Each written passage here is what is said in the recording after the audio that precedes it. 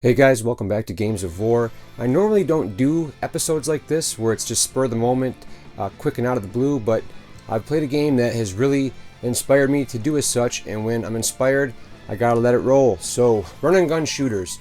I've always been a big fan of the run and gun style gameplay, popularized by games like Contra, Metal Slug, and those are pretty much the two heavy hitter franchises that exist and are loved by fans around the world, myself included. Now, a good run and gunner has got the ability to start off feeling very intimidating, playing it saying, how the fuck am I ever going to beat this game, let alone get past this first level, and you slowly chip away at the game. You slowly become better.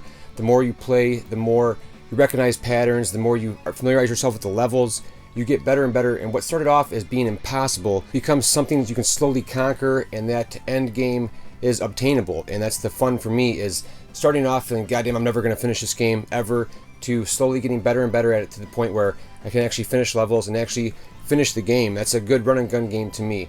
So my favorite has always been Contra Hardcore on the Genesis. This game epitomized what I was talking about. Is I first played this game, I'm like, dude, this game is fucking impossible. I'm never going to beat it. I can't even beat the first level.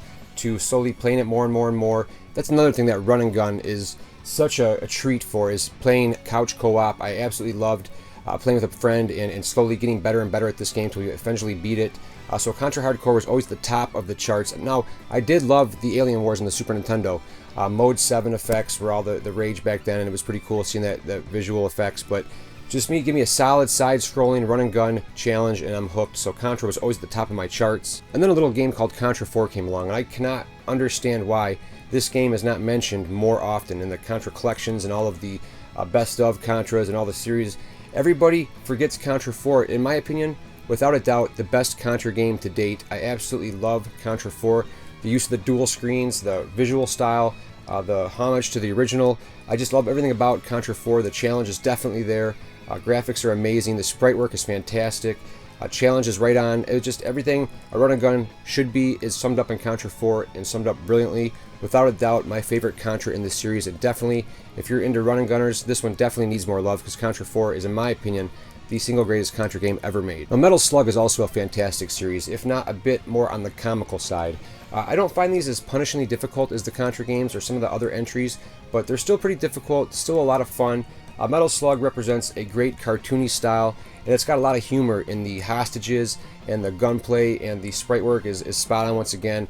A beautiful animation in the Metal Slug games. I was always partial to Metal Slug 7, but you can find a lot of collections in Metal Slug having all the entries to date. There was a PSP one that was really good, but I was really blown away by Metal Slug on the DS. I thought it was a fantastic entry, and probably my favorite in the Metal Slug series to date. Another great game. Now, another run and gunner I really enjoy on the DS is, some say, a direct ripoff or a clone of Metal Slug, and that is Commando Steel Disaster. Now, for whatever reason, this game has gotten pretty expensive, pretty hard to find. I picked it up when it first came out because it looked like a Metal Slug game, and I could never get enough Metal Slug.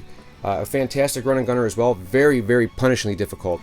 But the difference is that it seems like a little bit unfairly difficult in spots. There's a lot of aspects that are frustrating in that game, but it's a great Metal Slug clone. It looks great. It's a very fun run and gun game on the DS. If you can find it out in the wild for a good price, check it out. But this brings me to my most recent point. Now, I picked up a digital copy last night on the Switch, a game that I've been following for quite some time, Blazing Chrome, and it's delivered. Boy, is it delivered. I absolutely love the graphical style. I'm a big fan of the retro-inspired games, even though it's been done to death nowadays, but I like when they don't try to mimic like a 8-bit Nintendo style. I'm just not. I like the most recently released, that Bloodstained, the 8-bit style.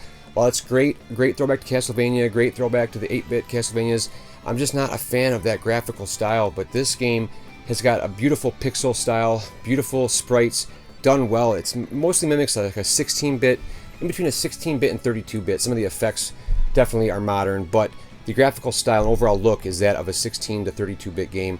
And you can go into the options and mess with the filter. You can have like a CRT, you can have just a regular sprite look, or you can do this thing that's called 5XR or something. I'm not sure what it is, but it really smooths everything out and makes it look just spot on, razor sharp. It looks beautiful. The gameplay, rock solid run and gun gameplay that you know and love from past series. Explosions are amazing.